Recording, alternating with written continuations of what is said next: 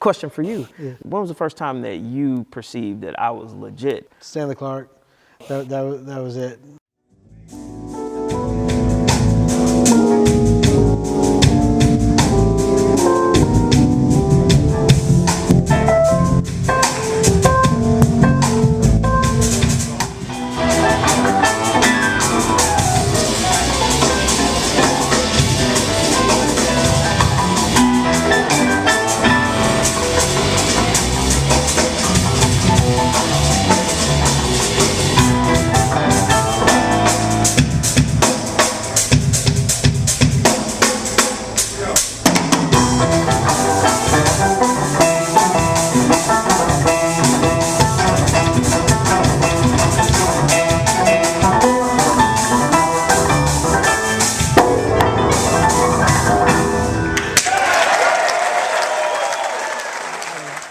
Like a diehard Stanley Clark fan. Love Stanley Clark so much. Yeah. Huge inspiration growing up. Stupid story that probably will not make it past editing, but I mean, I was on a date. My dad paid for a limo. The girl, as we were walking into the limo, says, "This is just a friendship date, right?" And I was just like, "Well, this is some bull." So we go out to eat. We go out to eat at Hard Rock Cafe, and I'm like showing this girl a good time. But that was it. Like I took her home and she got a free meal and a limo ride. Yeah. But as we're going home, I put on some Stanley Clark and I'm playing it, and the limo driver rolls down the window and goes, "That's Stanley Clark." Yeah. And so we bumped it. We were, Yes, sir. So like School days, baby. Yes. And so yeah, that was good. Yeah. I was like, okay, so he's played with Stanley Clark. I was like, I'm good. I played with a few guys, and I know what the amount of effort it takes to simply like be on the stage. Like you can't suck, but then to like have them call you and then be like, "Hey, I need you to be my guy to be able to cover for my guy." And then I'm like that's legit. So if Stanley's willing to take a chance, then I'm willing to take a chance, you know. Yeah. But also Mark D he's legit. I've talked to him on several occasions. Mm-hmm. And he gave me like $5,000 in free lumber from a certain dental tycoon. He owns all the dental offices around town, and he built this giant house. We'll call it the mega build. Yeah, the mega build, Yeah. and the entire house is built out of nothing but exotic wood. And right. So he had all this exotic wood laying around. He's like, "Can you build some drums out of it?" And I did. I built you a snare drum out of... Hold on. Let me give you a sales pitch. He's like, "Hey, bro, you know the most useful thing about this snare drum?" And I'm like, "What? It looks good? It's sexy? It's a little chocolate on the shelf, like a little chocolate drop, like, you know?" And he's like, "No, man. It's fire retardant, like, you know, like NASA, like, you know, like spacecraft material." And I'm like, "What is he talking about?" He's like, "Bro, it's so dense and fire retardant, you could literally take it and throw it in the ocean, and when you pull it out, it'll be the same." I'm like, okay, he's a drumhead like me. I'm feeling it. Yeah. So, yeah, that was the moment. And then also, you know, when you called me, it's like, "Oh yeah, I got your drum." And I'm like, "What is he talking about? What does he mean my drum?" Like, you know, like and you're like, "Oh yeah, I got it ready." I like snuck up on it and I go, "Gotcha!" Yeah, he's like, "I got you." Yeah, that was pretty hardcore. So, well, let me ask you this. We talked about what was in my head. Like when I told you the concept of, you know, this idea, what did you think about it? Are you talking about musically or visually? Both. What was your thought process? Because we talked about the sound of it first. Yeah. That was always the important part, the sound. Great question. Yeah. So, first off, I think, and I'm going to... I'm gonna ruin it for the drum industry. Let's go. There's like 1,000 ways to accomplish sound. There's so many ways, and most of the new products that come out, I feel, are gimmicks.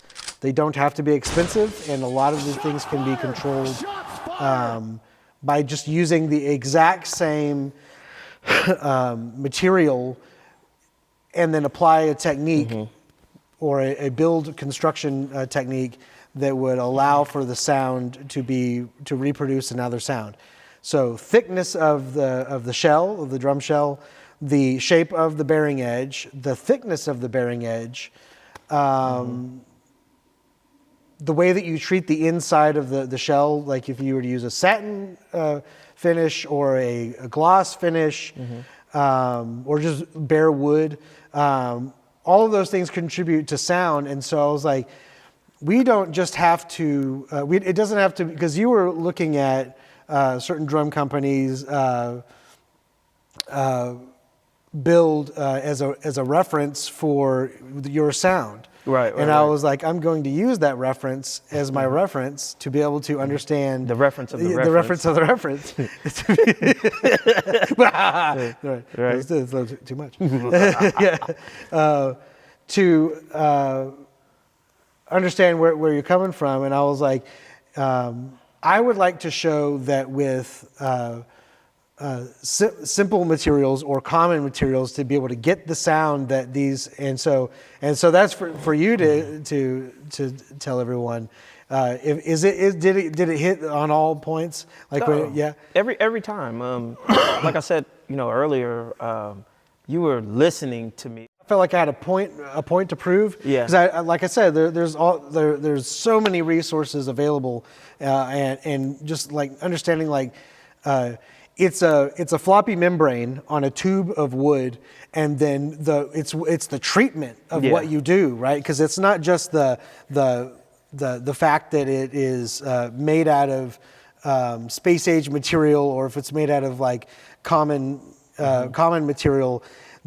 It's the artistry that goes into it that can bring out the sound that the artist is looking for, right? Right. So but I think that a lot of those things are gimmicks. Okay, there's a lot to it. But you can get pretty stinking close, and it doesn't have to like break the bank by getting wood that's been submerged under a lake for thousands of years, to be able to get that sound. Now for the look, and I think that's a part of where the price point definitely goes up a whole lot. Is because when you start using quality materials that are going to last a lifetime, that are stunning and beautiful and eye-catching, but also sets that artist apart from what everyone else is doing, right? Because everyone has, or not everyone comes in with a hard vision, but I believe that, especially with like what you brought in, that. Like, I mean, that it was a challenge, but also I was like this is gonna set the standard. This is gonna be like the mark that when people see this, it's going to elevate people's perspective, their expectations, and but that's what I was like. I was hoping that you would come up with something that was ridiculous, and we had to start over a couple times, and I was willing to R&D, and like I said, I'm not like the big builder. I don't have crazy money, but I was like, I'm willing to spend some money on him because he's going to take it to the next level, because that's what he's done with himself, So I was like, thanks for believing in me, bro. Yeah. So a part of it was making your vision for what you hear and what you see in your mind, but also proving a point that we don't have to like dive into like super crazy special material like one-off that like, and so you don't have to sacrifice your sound because of the cost of the material, and you don't have to sacrifice the look because the high quality finish is readily available. It basically for everyone at every price point, right? Yeah. And so that was, and so like when people see this, that I want them to be able to say, like dang, like I want to be able to get something like that, and I want to tell them like that's it's absolutely accessible. You don't have to like it's like I look at it like I want all the kids. I don't have a lot of money, but at the same time, like if I'm willing to like treat this like it's my baby, and I'm going to put my heart into collecting the instruments that make me look and sound like I want to, then maybe I'm not going to just be stuck with one. And what's cool about this is that this is not just one kit, because it's every color, right? And our goal is to be able to cover many sizes. Just remember, you said, I want all the kits. So when you're messing with me, like, No, that's true. That's exactly right. he's like, Yeah. hey man, you want all the kits? I was Yeah. like, well, you shouldn't build them so good, then maybe I wouldn't want them. All the snares. Yeah, you want all the snares, bro. Yes, I want I want the snares. Let me get them.